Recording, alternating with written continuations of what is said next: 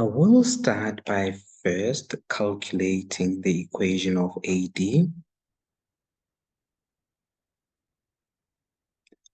When you calculate the equation of AD, you will use the coordinates of D as well as A to determine the gradient of that line by taking X, actually it's Y of D minus Y of A divided by X of D minus X of A. That will be 5 minus -1 divided by -4 minus -2. In the numerator, I will have 5 plus 1. In the denominator, I will have -4 plus 2. In the numerator, you will get 6. In the denominator, you will get -2. 6 divided by -2 will be equal to -3, which will be the gradient of line AC or AD. For me to determine the straight line equation, I will use this formula, which is y minus y of A, or you can say y minus y of D. You can use any point that lies on that straight line. I chose A. You can choose D, but whatever we get as the equation of the straight line must be the same. I will simply have y minus ya is equals to the gradient of AD into x minus a. X minus xa, where there is xa, I will substitute the coordinates of a. Where there is ya, I will substitute -1, and where there is xa, I will substitute -2. Now, on the left-hand side, I'll have y plus 1. On the right-hand side, I will have x plus 2. Break the bracket on the right-hand side. You will have -3x minus 6. Now, transpose, isolate y by transposing that 1 to the right-hand side. When you transpose that 1 to the right-hand side, it is currently positive. When you take it to the right-hand side, it will be negative. On the right-hand side, you will have -3x minus 7 minus 1. However, -6 minus 1. However, -6 minus 1 will give me -7, and I will call this equation 1. Now I have the equation of AD or AC, and am now left with the straight line equation of BC. Now, to calculate the straight line equation of BC, as I have said in the previous video, on BC, I only have a point that lies on BC. However, I do not have the gradient of BC, and it is impossible for me to calculate it because I do not have the coordinates of C. I don't want to say impossible. I cannot calculate it directly by using the gradient formula because I do not have the coordinates of C. All I'm going to do is, I realize that BC is perpendicular to AB. And I know that if I take the gradient of BC and I multiply it with the gradient of AB, they should give me a product of -1. Now, I will first start by calculating the gradient of AB by taking y of B minus y of A divided by x of B minus x of A, which will be 3 minus -1. In the denominator, it will be -10 minus -2. You will end up having 3 plus 1 in the numerator, and in the denominator, you will have -10 plus 2. In the denominator, you will have -8. In the numerator, you will have 4. Simplify this. You will get the gradient of AB as 1 divided by -2. As I've said earlier on, when I take the gradient of AB and I multiply it with the gradient of BC, I should get a product of -1. However, I do have the gradient of AB, which is -½ Where there is m of AB, I will substitute -1/2. To get the gradient of BC, divide both sides by -1/2.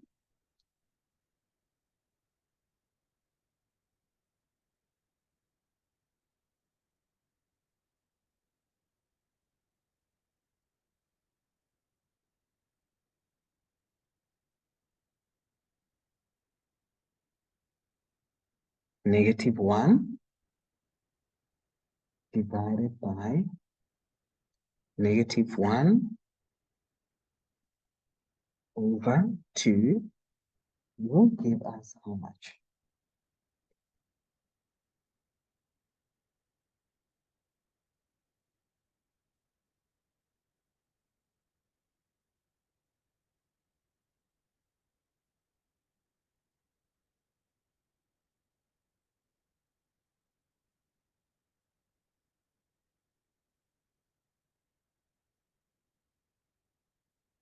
It'll give us 2. The gradient of BC will be 2. Once I get the gradient of BC, I am done because on BC already I've got a point. Therefore, I can use the straight line equation formula, which is y minus y of b. Here, I don't have a choice. I have to use the coordinates of b because on that line, I only have 2 points, which is b and c, but I don't have the coordinates of c. That is why I cannot use c. So I'll have y minus y of b is equals to the gradient of bc into x minus x of b. Where there's y of b, I will substitute 3. Where there is x of b, I will substitute -10. Inside that bracket on the right-hand side, you will have x plus 10. Multiply out the bracket on the right-hand side. 2 times x is 2x. 2 times 10 will be 20. Then transpose -3 from the left-hand side to the right-hand side. It will be plus when it gets to the right-hand side. You will therefore have 2x plus 20 plus 3. Your final equation, straight line equation, will be y is equal to 2x plus 23, and that becomes equation 2.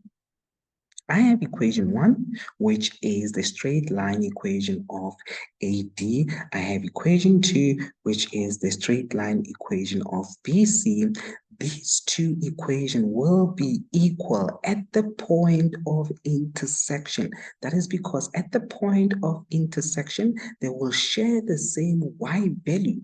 Now, y is equals to -3x minus 7, and y is equals to 2x plus 3. So all you have to do is to equate -3x minus 7 to 2x plus 23. And you will have that. Transpose, take all like terms to one side. I will take -3x to the left-hand side. It will be plus when it moves to the left-hand side, and transpose 23 to the right-hand side. It will be -23 when it gets to the right-hand side. 2x plus 3x is 5x. -7 minus 23 is -30. Divide both sides by 5. X will be equal to -6. This -6, to find the y value, you can substitute it into the first equation or substitute it into the second equation. I chose the simpler equation, which was here the first equation. I substituted -6 where there is x. So I had y is equals to -3 into -6, close brackets, -7, and that gave me -3 times -6 will give me 18. 18 minus 7 will be 11. Therefore, the coordinates of C will be -6 as well as 11.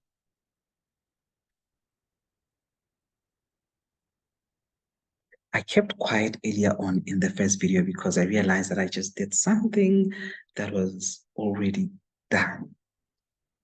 Now, I need to calculate the length of CD, and I'm in CE, and I'm told that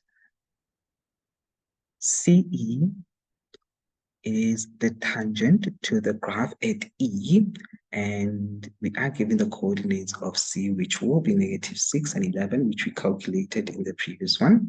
So I will first start by calculating the length of CD. And the reason why I'm doing that, I noticed something. ED is perpendicular to CE. And if ED is perpendicular to CD because of radius perpendicular to tangent, that makes triangle DEC a right angle triangle. And with a right angle triangle, I can use the theorem of Pythagoras to calculate any side, hopefully being given one angle and one side, or being given two sides. And obviously in that scenario, we will have no angle at all. Therefore, I know that CD squared will be equals to CE squared plus DE squared. So I will start by first calculating my hypotenuse in that triangle, which is CD squared. And I'm going to use this formula. Where there is x of c, I will substitute -6. Where there is x of d, I will substitute -4. Where there is x of y of c, I will substitute 11. And where there is y of d, I will substitute 5. Simplifying this will give me -6 plus 4 in the first bracket and 11 minus 5 in the second bracket. In the first bracket, I will have -2, all of it squared, plus 6, all of it squared, which will be -2 squared. Because the exponent is even there, it will come out positive, and 2 squared will be 4. And for the second one, 6 squared will be 36, and 4 plus 36 will be 40, which is the length of CD. Now, I calculated FD because it's the radius, and I used the same principle I used here because I have the coordinate of D. I also have the coordinate of F, which we calculated in the previous video. So I used that, and I noticed that if I use that, I will get CD as the square root of 10.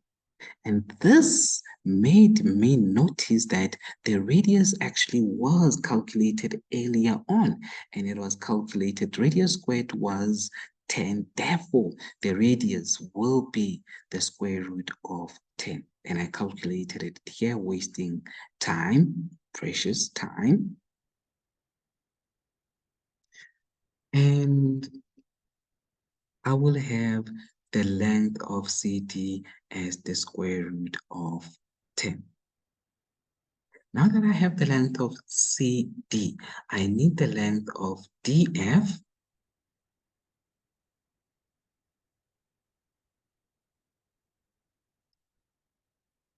Wait, let me check. That is not the length of CD, as a matter of fact. The length of CD was the square root of 40, all right? And then I calculated the length of DF.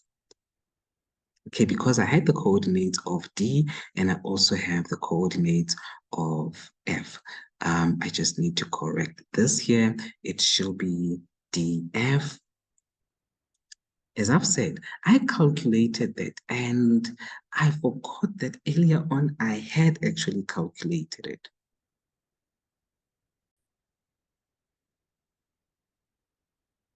Apologies for that. I just got carried away. I will start by calculating the length of FD because I have the coordinates of F as I indicated, which is -2, -3, and 2. And I substituted those into my distance formula. Simplifying this, it'll give me FD as the square root of 10, which is what we calculated as the radius earlier on.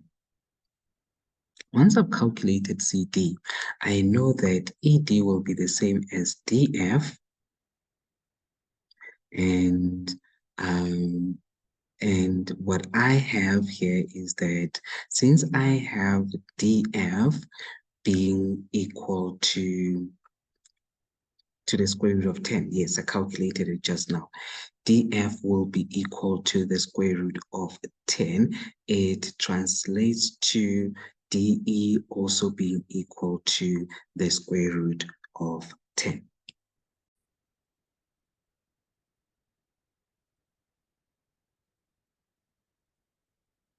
By so doing, I found the coordinates of DF or FD being equal to the square root of 10, and as a result, ED will also be equal to the square root of 10 due to radiuses of the same circle being equal.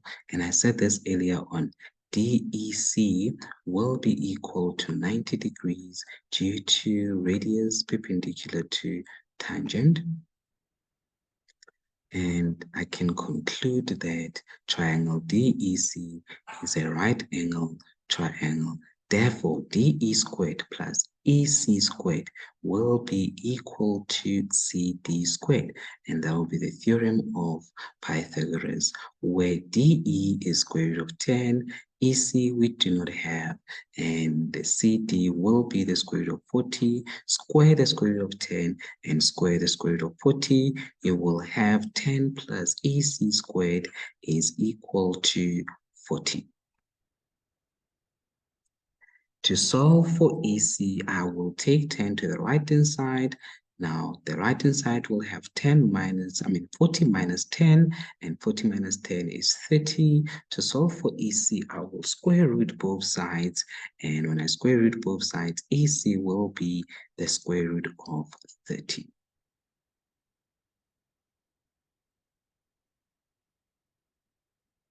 And that is it, guys. That is it.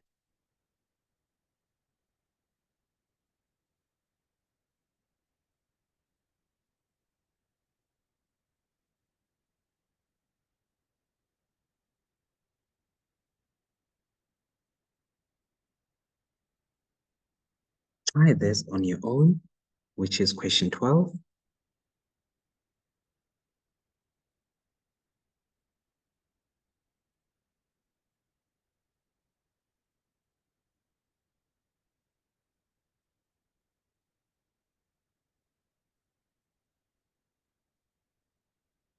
And be on the lookout for the next video when we go through that question. Thank you for watching.